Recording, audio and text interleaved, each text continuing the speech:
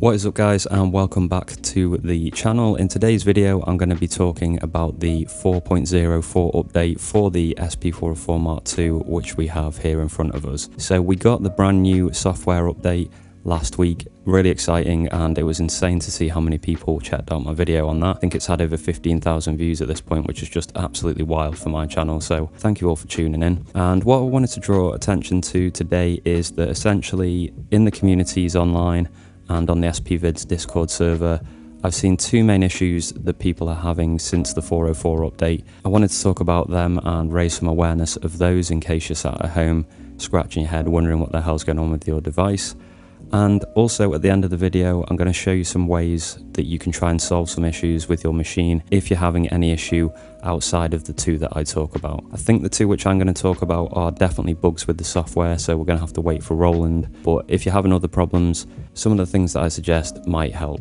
Okay, so the first issue is with resampling. So I haven't experienced this issue myself, but a lot of people are reporting that when you're importing samples from the SD card and then resampling, the device is crashing. So obviously that is less than ideal, and from what I can tell, this is a definite bug with the software. Like I say, I haven't personally experienced this, but I don't think I've tried importing samples from the SD card and then resampling at this point. The only resampling that I've done is either from sounds that I've created using Looper or sounds that were already on the machine. So yeah, I've not experienced it myself, but there's enough people talking about this to confirm that there's definitely something wrong. So this seems like a genuine bug. Unfortunately, the only option we really have with this is to wait for Roland to do another update. But when 3.0 came out and there were issues with that, they did clear up the bugs very quickly with that. So hopefully it won't be too long until we see that one addressed. But unfortunately, we are just going to have to wait for Roland to update on that one. The second bug that I've heard about quite a bit is inside Looper. There's a lot of cracking and popping and clipping happening. So the first thing I'd say about this is be careful with your bus 3 and 4. So if you've got bus 3 and 4, you can see here I run a double compressor, and I noticed when I started overdubbing stuff, that compressor kept getting added over and over, and it was making things more distorted and more horrible.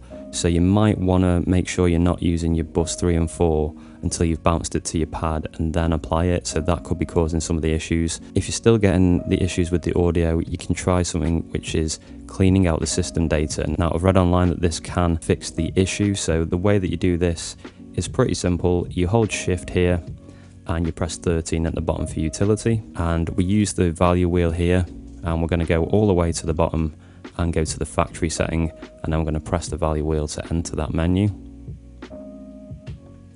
Okay, so inside here you can see we have factory reset, all data and system data. So there is a difference between these two. Basically what system data is going to do is remove all the menu options that you've selected inside the machine, and unfortunately one of the things that it does do as well is removes all the kind of parameters that you've saved for your MFX.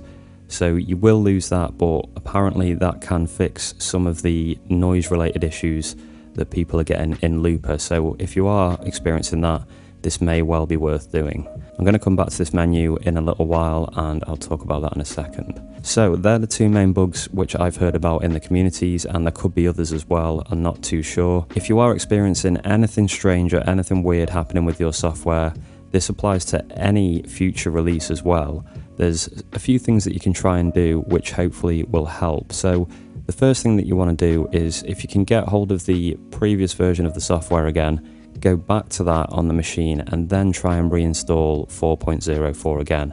Or if you're watching this in the future, any future software that we're on, try and go to the previous version and then try and install the new software again. That can sometimes flush out your machine and just get rid of some weird stuff that's happening with the software. Maybe there was a glitch when you were installing the software, something like that. So that's probably the first thing I'd suggest that you try if you are experiencing any other issues outside of the two which I've mentioned here. The next thing again involves that menu that I was just in, inside the factory settings. Like I mentioned, you can try flushing out the system data if you are having problems. That could help, and all data is worth doing as well. Before you do this, make sure you've either taken a backup of your patterns and samples, or just accept that you're happy to lose them all, because what will happen when you remove all data is that everything gets wiped off your machine. So any samples you've got in there, any patterns, any projects, all the system data as well. If you hit all the data in the device is going to get wiped, and you're going to get put back to the absolute factory, but with 4.04 on there. So I'd only really suggest this as a very last resort. Obviously it's not ideal to lose all your data like that, so yeah, that really is just something that you can try if you're having loads of problems with the update and things don't seem to have gone right. You could try that. One thing that I do also want to say as well is just make sure you've done the install properly. I've seen people already commenting about that, saying the install didn't work properly. The install worked fine for me, and my device is no different to yours, so just make sure you follow the steps. Check out the video I've got about that. It does a complete walkthrough of how to install the software.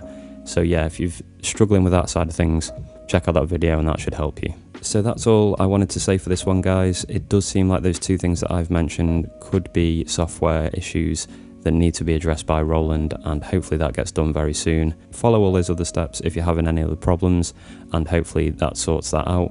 But apart from that, we're just going to have to sit tight and wait for another update. Thank you all for watching. Thanks for the continued support in the shop and here on YouTube. Big shout out to all my members, and I will be back with another video very, very soon.